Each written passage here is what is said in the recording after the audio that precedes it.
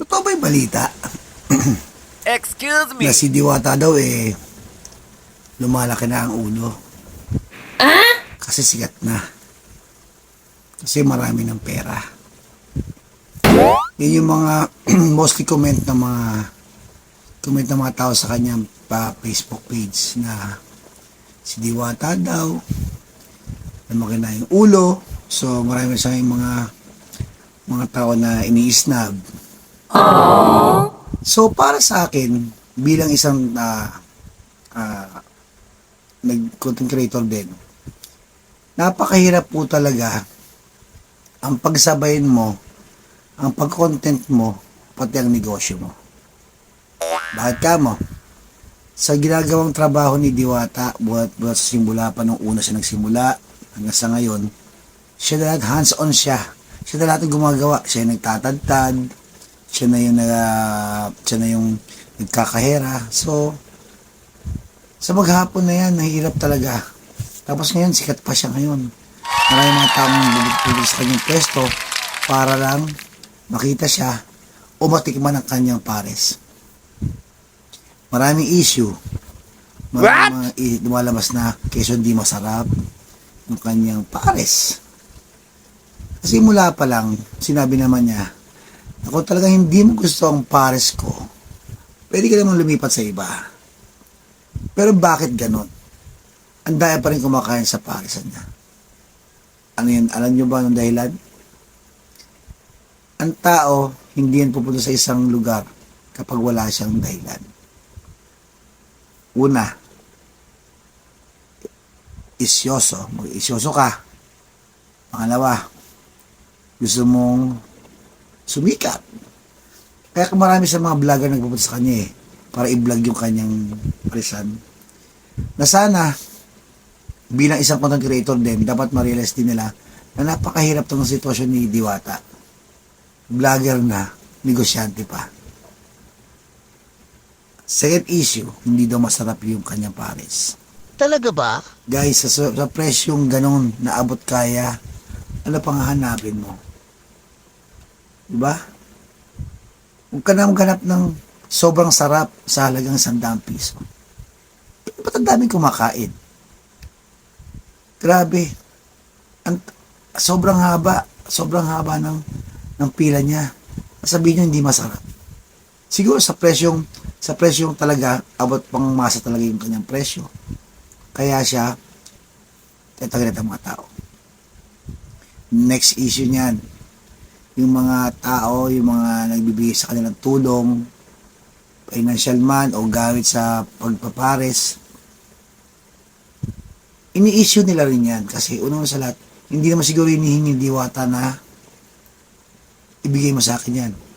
May mga taong tumutulong sa kanya. May mga content creator tumutulong sa kanya. Nagbibigay ng pera, bahay, gamit sa pagluluto, etc. So forth. May mga kampanya na nagbibigay sa kanya ng mga upuan. Kasi, hindi alam ang intensyon nila. Gusto ba nilang sumikat? Gusto ba nilang pag-usapan? Gusto nilang tulungan si Diwata? Ang issue na lumalaki daw ang ulo ng Diwata dahil sa mga videos na lumalabas sa social media. Na marami siyang mga bisita na iniistabela. Even ang artista. Ang hirap ng sitwasyon niya. Diba? Kasi sa una, hindi pa siya ganong diudubog ng tao. Kaya pa niya i-entertain yung mga tao na pupunta sa kanya. Pero ngayon, grabe, ang sobrang daming tao. Hindi mo na maisip na mag-content ka pa. Or, kausabi pa yung mga vlogger pa sa interview. Siguro, nagkataon lang na ngayon, sa dami ng natawag din naman yung mga vlogger na yan para kay Diwata kasi na-vlog nila yung palisan ni Diwata, sumikat, nag-trending. Pero dapat bilang isang content creator, maintindihan natin si Diwata kung bakit siya ganun ngayon. Issue lumalaki ang ulo. Sa tingin niya, lumalaki yung ulo niya. Ako on my part, hindi ko pa siya nakikita na lumalaki yung ulo. Siguro, sobrang pagod lang siguro yun. Kaya nakasasabi yun.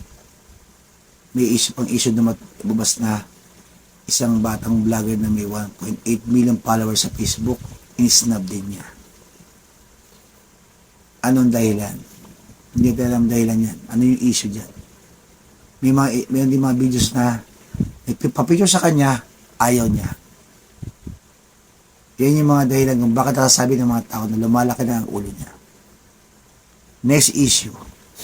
Ginagamit lang daw ni Diwata yung social media para siya kumita ng pera. Sino ba naman hindi gagawa gamit sa social media? Kahit naman siguro sino content creator, ba't ka ba nagko-content? Para kumita ka, di ba? Para kumita ka ng pera sa maayos na paraan. Siguro yung mga tao tutulong kay Diwata, yun bukod sa loob nila yan. No issue na tayo dyan.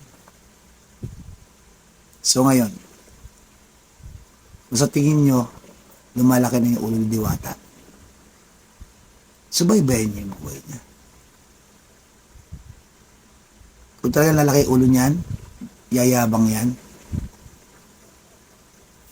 itong masusunod na buwan na to, makikita mo kung mayabang na siya. Or, talagang, talagang lumalaki na yung ulo niya. Bilang isang content creator, guys, obserbahan nyo na lang. Kung sa tingin nyo na mali ako o tama kayo, so nakikita nyo sa kanya, as sa atin na yun. Yung kanyang pagka-asenso, pinaghirapan niya yan. Pinaghirapan niya yan. Guys, yung pagiging content creator, pinaghihirapan din yan. So, bilang tayo, mga content creator, vlogger tayo. I-check din natin yung mga nangyayari sa paligid natin. Gusto natin kumita ng pera, gumawa tayo sa mga tamang paraan. Kung ito sa tingin nyo, ang pagiging content creator ang magbibigay sa ng magandang buhay, gawin natin yan. So, Diwata, hindi kita sinasang-ayon sa ginagawa mo ngayon. Naiintindihan lang kita. Huwag nyo rin po sanang ibabas kasi hindi ko siya kinakampihan. Yun lang po yung nakikita ko sa kanya ngayon. Guys, di ba?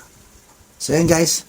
So, sana naiintindihan nyo po yung aking komento o video ito para po ito kay Diwata. Idol, gagayahin kita.